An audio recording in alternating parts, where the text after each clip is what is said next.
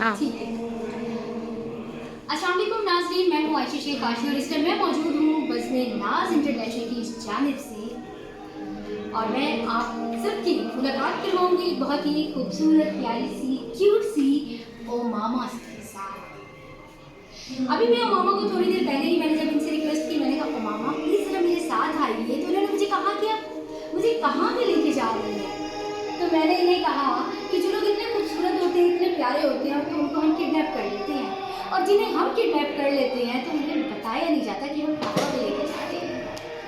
आइए नाज़रीन, हम लोग इस खूबसूरत के सिलसिले को आगे जो है वो शुरू करते हैं और ओमामा से पूछते हैं कि ओमामा इतनी खूबसूरत सिंगर है, आप उर्दू में तो गाने गाती हैं लेकिन मुख्तलिफ ज़बानों में जो आप बड़ी खूबसूरती के साथ मैसेज करती हैं, और आप हमारे नाज़रीन को ये बताएं कि ये आपने कहीं से सीखा है और ये शौक़ आपको कैसे पैदा हुआ, कब पैदा हुआ और कहाँ से पैदा हुआ?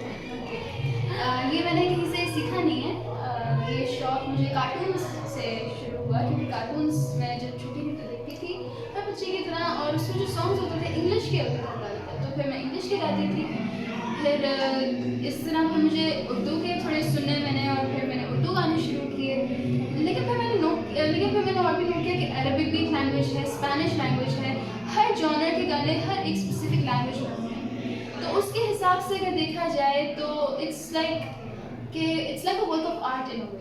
एब्सोल्युटली। तो फिर मुझे हुआ कि ये किसी ने कोई करता नहीं है, ज़्यादातर करते हैं लोग, ऐसा नहीं कि नहीं करते, लेकिन ज़्यादा नहीं करते, बहुत कम करते हैं, बहुत कम करते हैं। तो इसीलिए फिर मैंने सोचा कि पाकिस्तान से मैं तो बहुत ज़बरदस्त देखा आपने कि ओमामा के अंदर कितना माशाल्लाह से टैलेंट छुपा हुआ है और जो उभर कर हम सबके सामने आया है।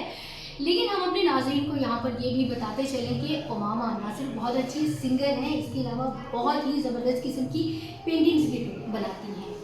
ओमामा हमें ये बताएं कि आप सुरों के साथ तो खेलती हैं, तो ये रंगों के साथ खेलना आपने कब शुरू किया? ये बचपन से हर बच्चे को शौक़ होता है रंगों के साथ खेलना, लेकिन मुझे कुछ अजीब सा ही था रंगों के साथ मेरा रिलेशन।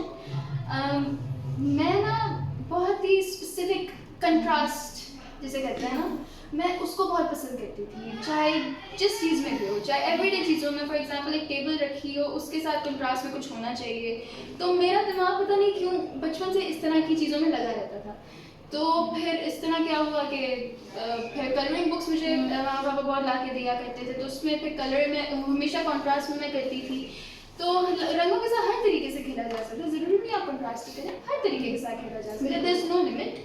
तो फिर क्या हुआ कि इस तरह आहिस्ता आहिस्ता जितना मैं रंगों के साथ खेलती रही, उतने ज़्यादा प्रोडक्ट्स बनते गए और वो आज आपके सामने दिखे। बिल्कुल, वाकई हमने देखी हैं जो ओमामा ने इतनी खूबसूरत पेंटिंग्स बनाई हैं। और इसके अलावा मैं ये कहना चाहूँगी कि ओमामा ना सिर्फ पाकिस्तान का बल्कि हमारी ये जो नई जनरेशन है उनके लिए भी फ़ख्र हैं, जान है, शान है। और इसके अलावा हमारी नेक तमन्नाएँ ओमामा के साथ हैं, क्योंकि यही बच्चे, यही जनरेशन दरअसल पाकिस्तान का फ्यूचर है।